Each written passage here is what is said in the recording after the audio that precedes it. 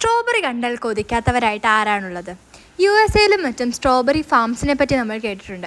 എന്നാൽ നമ്മുടെ തൊട്ടടുത്തും ഇതുപോലെ ഒരു സ്ട്രോബെറി ഫാം ഉണ്ട്, മൂന്നാറിൽ. കാന്തല്ലൂരും വട്ടവടയുമാണ് പ്രധാനമായിട്ട് നമുക്ക് സ്ട്രോബെറി തോട്ടങ്ങൾ കാണാൻ കഴിയുക. മൂന്നാറൊക്കെ ടൂറിന് പോകുമ്പോൾ കാന്തല്ലൂരൊക്കെ പോയി കഴിഞ്ഞാൽ നമുക്ക് ഇതുപോലെ പച്ചക്കറിത്തോട്ടങ്ങളൊക്കെ കാണാൻ പറ്റും. അതിലേറെ കൗതുകമേകുന്ന ഒന്നാണ് ഈ സ്ട്രോബെറി തോട്ടങ്ങൾ. ക്യാരറ്റ്, റാഡിഷ്, ക്യാബേജ് പോലെയുള്ള പച്ചക്കറി തോട്ടങ്ങളും ഇവിടെയുണ്ട്.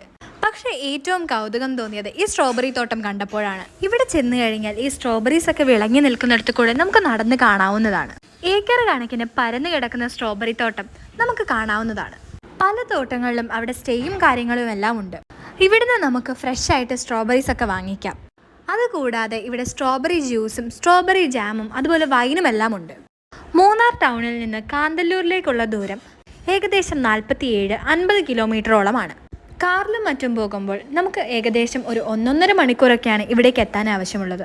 മൂന്നാർ ടൗണിൽ നിന്ന് മറയൂരിലേക്കുള്ള ദൂരം ഏകദേശം 39 കിലോമീറ്ററോളമാണ്. അവിടെ നിന്ന് കാന്തല്ലൂരിലേക്കുള്ള ദൂരം 14 കിലോമീറ്ററോളമാണ്.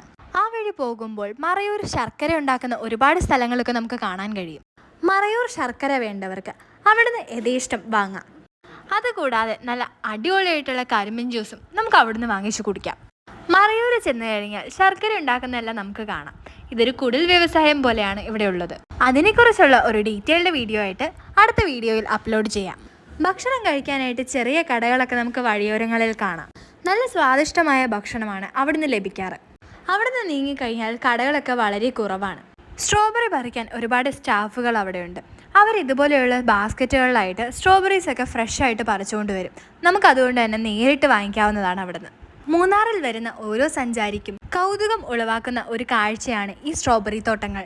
ഈ തോട്ടങ്ങളിലൂടെ നടക്കുമ്പോൾ ഇരുവശത്തുമുള്ള ഈ ചുവന്നു തുടുത്ത സ്ട്രോബെറികൾ കാണുമ്പോൾ ആരുടെ മനസ്സിലും ഒരു കൊതി തോന്നും. പ്രധാനമായിട്ടും സ്ട്രോബെറിയുടെ സീസൺ മൂന്നാറിലുള്ളത് ഒക്ടോബർ മാസം തൊട്ട് ഫെബ്രുവരി മാസം വരെയാണ്. ഈ സമയങ്ങളിൽ ഇവിടെ ചെന്ന് കഴിഞ്ഞാൽ വലിയ രീതിയിലുള്ള സ്ട്രോബെറിയുടെ വിളവെടുപ്പും അതോടൊപ്പം നമുക്ക് യഥേഷ്ടം വാങ്ങാനും കഴിയും. സ്ട്രോബെറിയുടെ ഉദ്ഭവം 18-ാം നൂറ്റാണ്ടിൽ ഫ്രാൻസിൽ നിന്നാണ്.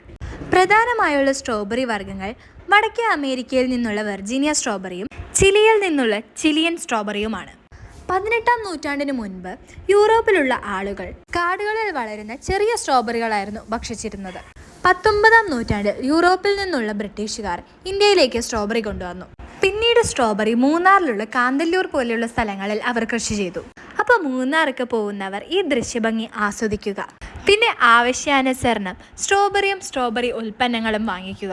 അപ്പോൾ ഈ വീഡിയോ ഇഷ്ടപ്പെട്ടാൽ ഉറപ്പായിട്ടും ലൈക്കും ഷെയറും ചെയ്ത് സപ്പോർട്ട് ചെയ്യണേ.